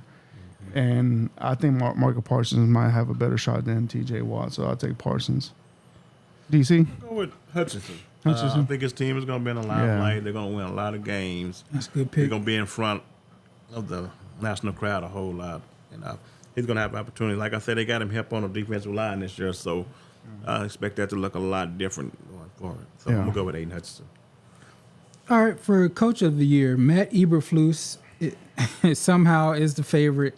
Jim Harbaugh, Mike McDonald, Matt LaFleur, Raheem Morris, D'Amico Ryans, Shane Steichen, Robert Saleh, Jonathan Gannon, and Dave Canales. For me, I think this is D'Amico Ryans to lose. He's already set up with all the hype. The number is high, and a lot of people are projecting that they are a top 3 seed in the AFC. So, D'Amico, come on down. You got your Coach of the Year. Yeah, I'm with you. It's his to lose, but he can't miss too many steps because that guy in the division, Shane Steichen, may end up, sneaking by him. But yeah, it's D'Amico I'm gonna pick. D'Amico should have won it last year, in my opinion. I agree. Just because. When he came in that situation last year, man, he should have he should have won it last year. This year, he has a great roster, man. So if he can go to AFC Championship game, man, and that right there was overpass every expectation. I would love for him to get it, man. So I'm gonna take D'Amico as well. Okay, and the last award that I have is Comeback Player of the Year. This one is actually really competitive now that I look at it. The best odds are Aaron Rodgers. Second to that is Joe Burrow. You have Kirk Cousins, Anthony Richardson, Sam Darnold, Nick Chubb, Daniel Jones, Kyler Murray, Russell Wilson, and Deshaun Watson. Deshaun's out. But I kind of figure I know who you're going with, Kraft. Go ahead and give me your pick for comeback player. I'm going with Anthony Richardson. Oh. Because I think his numbers, they're going to look different from everybody. Like, if Joe Burrow comes back and look good, you've seen that before. Yeah. If you get a full year of Richardson, you're going to see stuff that you've never seen before, and the numbers are going to be astronomical, especially on the rushing side. So I'm going to go with him as the comeback player of the year. Yeah. Anthony Richardson. I'm going to go with Joe Burrow. Just because Joe Burrow, he missed out half of the season last year. And you could tell the impact that he brings into the team. And if he outshines the way that we think he's going to outshine this year, and possibly win that division, absolutely comeback player of the year right there, man. Yeah, I agree. He's got the talent around him. He's talented enough. Yeah. They get that Jamar Chase thing situated. Yeah. Chase, Higgins, and then the rookie Burton with Chase Brown. I like his chances to go blow up this year. Yeah. Have huge numbers. I'm gonna go with Joe Burrow also. Yeah. Absolutely. What else we got, Jay? That's all for the awards. We can go into week 1. Week 1 is here. We can make some picks. All right, so we're gonna make these picks right here. So we're gonna see how how week 1's gonna turn out, and let's see how we can pick this out real quick. Hold on, let me get this up and going. All right, so we know the NFL week is gonna open up. Baltimore at Kansas City. Kansas City is favored to win this one by 3.5 points. I got Kansas City in this game. Jay, who do you got, man? I got Kansas City also. It's going to be rocking. I'll give me the Chiefs. Chiefs. All right, all of us got the Chiefs. Now we got the Friday night game right here, man. We have Green Bay at Philadelphia, but it's going to be played in Brazil.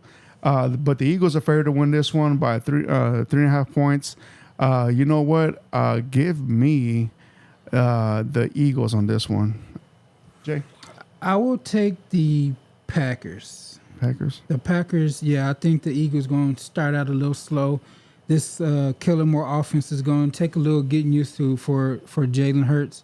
I see him with like a 2 interception game, no struggle. Okay. Yeah, give me the Packers. Yeah. Packers? Okay. All right, now moving on to Sunday's games. We got Pittsburgh at Atlanta. Atlanta's favored to win this one by 3.5 points. You know what? Go ahead and give me Atlanta, man.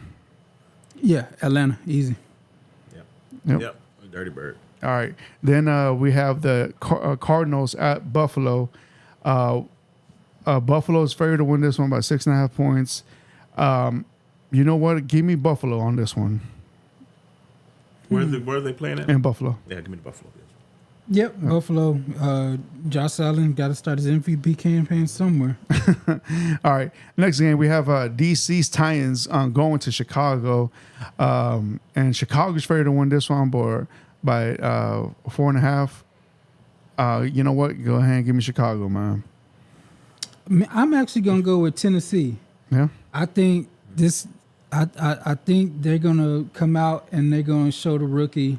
It's a little tougher in this league. He may struggle coming out the gate, trying to force it to DJ Moore and Odunze. I'm going to go with the Titans, and we're going to see what their offense really look like. I'm with you, Jay, because he's going to get pressure up the middle with Sweat and Jeffrey Simmons. So I'm going to see what that looks like when he's got those guys right in his face. So I'm going with the Titans on that one. Okay. All right. Next game, we have the Patriots at the Bengals. Bengals are favored in this one, 8.5 points. You know what? Give me the Bengals, man. Yes, easy. Easy. Bengals by way more than that. Mm-hmm. All right. Next game, we have the Texans at the Colts. Texans are favored to win this one by 2.5 points. Give me the Texans, man. Go into Indianapolis and take care of business. I'm gonna go with the Colts. It's kind of disrespectful how they very are, disrespectful. how they are a favorite in their building after the year that the Colts had. It's not like they were that much worse than the Texans, and I think Shane Steichen's got something special for this first game. I'm gonna go Colts. And they playing at the Colts. Mm-hmm. Yeah, give me the Colts. Damn. Opening week, there's gonna be rocking and rolling in there, man, and the whole game, the crowd's gonna be into it. But I'm gonna take the Colts.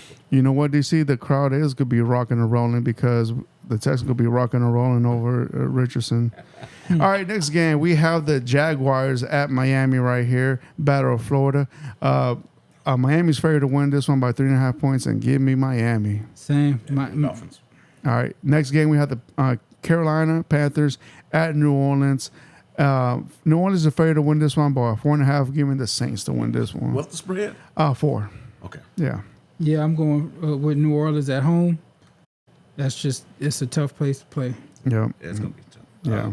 But I'm taking the Panthers. Oh. I'm taking the Panthers. It's gonna be tough. But I'm taking the Panthers to go into New Orleans and come out with a victory, man. Man. All right. Next game, we have the Vikings at the Giants. Vikings are favored to win this one by 1.5. This one here, to me, is a no-brainer, man. The Vikings. Go Vikings. Give me the Vikings, man. Yeah. Give me. I don't know if that's the backup quarterback deal with the Vikings with 1.5. Yep. I would have much rather that Saints game been a 1.5 versus this game being 1.5. Man. Mm-hmm. So their favorite in New York, man, is I'm gonna go New York in this game solely off of Darnold. Darnold, he's seen ghosts in that stadium before, so we can definitely expect him to see some more. The defensive line for the Giants is improved. Man. So they're going to get after Darnold. I'm gonna go with the Giants in that game. Okay. Next game, we have the Raiders at the Chargers. The Chargers favored to win this one by 3 points. Go ahead and give me the Chargers on this one. I'm with you, Chargers. Next game, we have the Broncos at Seattle. Seattle's favored to win this one by 6 points. Go ahead and give me Seattle as well. I'll take Seattle. I'll take Seattle. Their defense is going to be flying around. And especially at Seattle. Yeah. Yeah. Give me Seattle. I think it's less than 6. Field goal. Okay. And then we have Jerron's Cowboys at the Browns. The Browns are favored to win this one by 2.5 points. You know what? This one right here, give me Dallas, bro. I'm gonna take Dallas on this one right here. DC? Where they playing at? In Cleveland.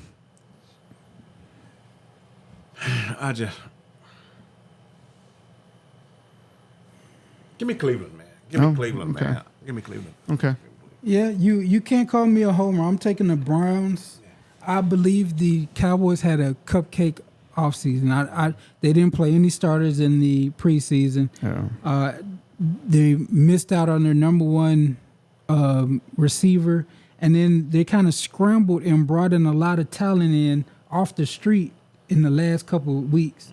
It's going to take a minute for that to gel, and I kind of feel that Cleveland Browns defense is going to be stinging. They're going to be like sharks in the water.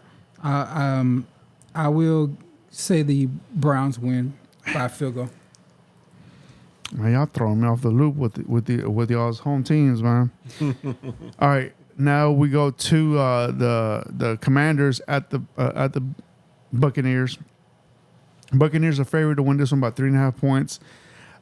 You know what? On this one, I'm gonna go with the Commanders. Give me the Commanders on this one. I'm with you, Fredo. Yeah. Give me the Commanders. Yeah. Yeah, the Jaden Daniels show is gonna start like it. Tampa. Now we go to Sunday Night Football, man. We have the Rams at Detroit. This one's gonna be a good game, starting off the Sunday Night Football in a bang. And Detroit is favored to win this one by 3.5 points. You know what, man? Give me the Rams. Whoa.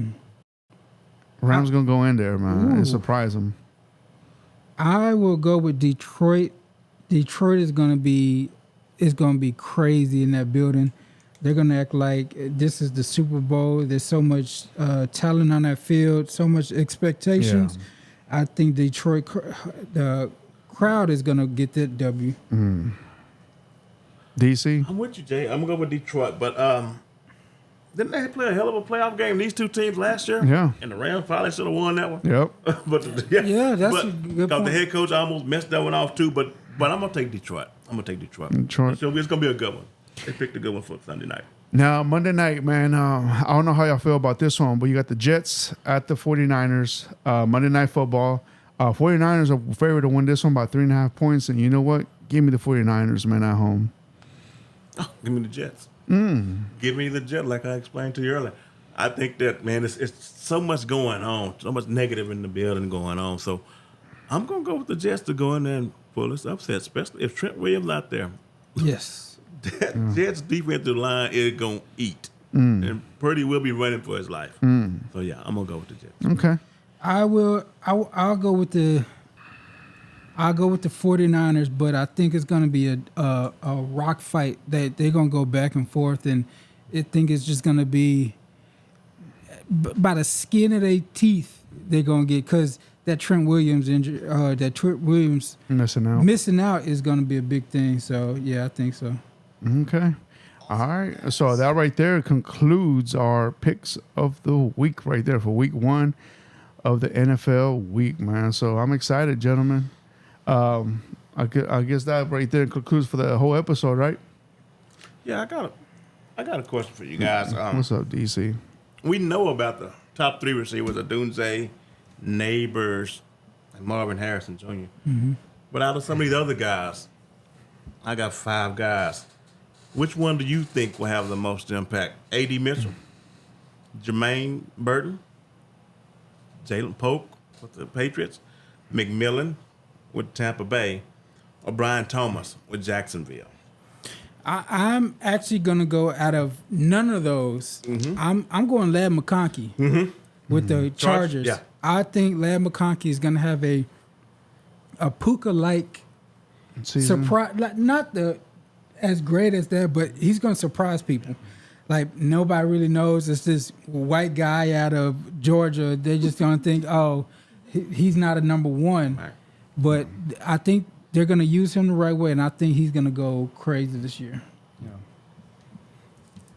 I think I'm going with Jalen Polk. I think in New England he's going to be eventually they're going to make he will walk in and be the number 1 receiver, kind of like McConkey. He's basically already number 1. Because Quentin Johnson, that's shipped and sale. Done. So these are 2 guys that both I think that will end up being the number 1 receiver before the season's over on that team. I'm looking forward to seeing what Jalen Polk does in New England. Yeah, fair point. All right, gentlemen. Y'all boys got anything else? I think we are done. Right. Actually, we didn't talk about it. The Brandon Ayuk deal comes in. He is making 4 years, $120 million, which slots him as number 5. He's between Amon-Ra St. Brown and Tyreek Hill right now. Yeah. My question is, what the hell was this all about? Yeah. They could have signed him with this deal 2 months ago. Yeah. And he did all this hemming and hawing, and he got a $30 million deal, which he should have gotten the whole time. When the news came down, what did you think about the Ayuk deal? Man, to be honest with you, man, I feel like that whole everything that happened in the offseason was just a show, man. Like you said, man, that deal could have been done. You know, it's like, but now you guys should question, you know, who's the real number 1 receiver in that locker room. Obviously, you know they can't afford another contract for Deebo Samuel, so. Clearly, they're saying, "Hey, man, like you could be our next number 1 next year." DC, what do you think, man? It was terrible, ridiculous. For him to sit there and act like that, and still didn't get what he wanted. Yeah, he ain't, for me, he's not even a top 10 receiver. You make it, for me, you can probably push him almost out the top 15 for me. Damn. Yeah, because when I look at it, I don't think he's better than Jalen Waddle. I don't think he's better than Terry McLaurin. He had a good year. Yeah. But as far as just being a better receiver, man, I don't know what he was waiting on. I really don't. I really don't know why. But like you said, he earned that money last year. Yeah. But as far as being just a bit better receiver, no, I just didn't think he was that good of a deal to be holding out like that. But he knows that team needs, for what they do, they need him. Yeah. You know, so it would have been difficult for them to go and win without him. Yeah. So, but no, man, it was a dog and pony show, man. I don't know why he did that. And didn't get nothing out of it. I mean, if he'd have took the deal, they may have had Trent Williams sign. They would have seen what the money looked like over a month ago. And now, but now he done held up everything and still right where he was at. So, man, I didn't like it. That's that genre you were talking about, huh, DC? Mm-hmm. Yeah. Yeah, but that's all I have. Good episode. Packed. All right, Steven, let's go ahead and wrap up the episode, man. Thank you for tuning in to the Shield Football Podcast. Like always, go ahead and please subscribe to the channel. That would be much appreciated. Well, gentlemen, the week 1 is here. We're going to be back next week, and we're going to talk about what happened on week 1. But tune in to next week. We'll be here. Until then, later, guys. Later. Peace. Thank